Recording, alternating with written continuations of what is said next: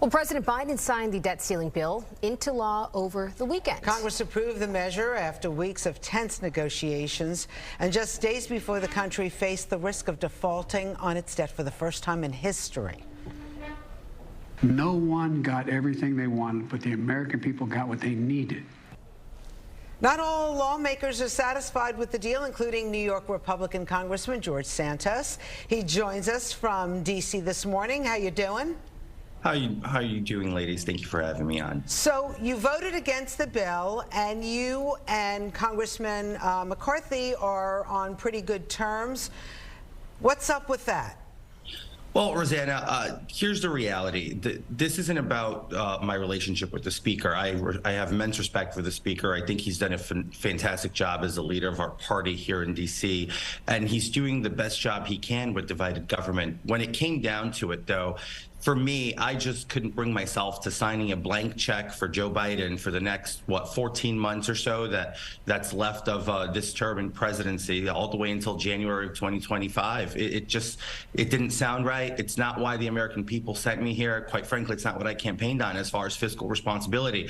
I campaigned to make sure that we lower our debt, that we leave a better future for our kids, and adding $4 to $6 trillion to the debt just didn't seem like it. I understand there were historic clawbacks, but the bar has been set so low throughout the years that any clawback would have been historic. So in all essence, in reality, is it just wasn't a good bill. It was a fiscally irresponsible bill, and we will reap the consequences of this. This is nothing to celebrate. And of course, as a lot of people keep saying, oh, what about, were you okay with default? No, I wasn't okay with default, but I was okay with a continued resolution for 2 weeks, and we would keep them on for 2 weeks at a time until we came to a better consensus, a better deal that was fiscally sound for the American people. So Speaker McCarthy needed every vote. Was he upset with you that you did not go the way he wanted you to go? Well, Speaker McCarthy had 2/3 of the conference vote. That's what he needed. He got exactly what he needed. And there was no scenario in which this bill would pass partisan. It was going to be a bipartisan bill regardless. And he got what he needed. He needed 2/3, and he got one up on top of that. So you got 149 people to vote for it. I just couldn't bring myself to be one of them. Not this time. I do got to ask the big picture, because we're looking at juggling your responsibilities of being a congressman and also fighting this 13-count indictment along with the House Ethics Committee investigation. How are you doing that? Because that's fighting a big battle, and that's also taking away time from you serving your constituents. So the reality is I like to say this, my life was never easy. I come from a basement apartment. So I was born into poverty. I fought my whole life out of poverty, and fighting for me is not a problem. I can juggle it. I can do both things. I can do all three things, and I can still keep a good attitude about it, because the reality is it's about how you take that energy and how you present yourself every day and your headspace. So I have good people around me that are serving the 3rd District of New York with honor and respect, and they are the best part of this office is my staff, because they continuously give grade A, Class A service to the people of New York's 3rd District, and I'm able to divide my time between taking care of defending myself and also being able to serve the people of New York. What about fighting to regain trust? Because even before prosecutors accused you of defrauding money from donors, there were some issues with your campaign. Now you got to win back the trust of the people of Long Island, whether they're on the right or the left. How are you going to be able to do that?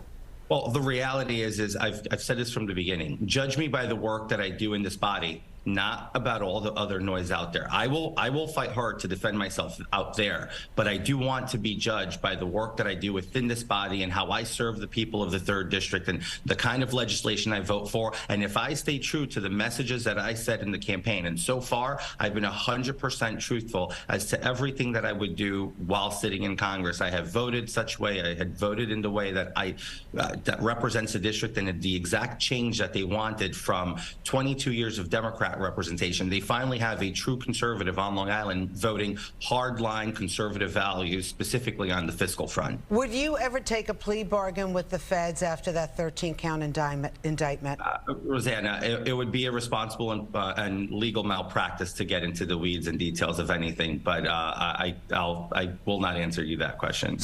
Under legal advice, I think it would be silly to discuss anything that has pertaining to the weeds. It would just not be to my advantage. So I know you talk about your district and how you're being true to them, but you have not held a town hall since you were elected.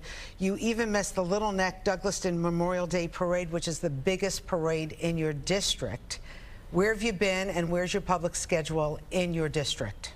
So as far as the parade, I like that you brought that up. I was not there because I did have a conflict for that day for the parade. Although I've been going to the parade for years now, this is the first year I missed it. But I was able to send representatives. I was able to send flags that were requested, citations, all for the community. It's a big district. You can't be all at once at the same time. But it is the biggest parade in your district. Sure, but it's not the only one that matters, right? So it's good to focus energy in other parts of the district that some politicians historically ignore. As far as the public town hall, I have not held a public town hall, but I have held public office hours, mobile office hours, and we have upcoming other dates for that. As far as a public schedule, Rosanna, here's the deal.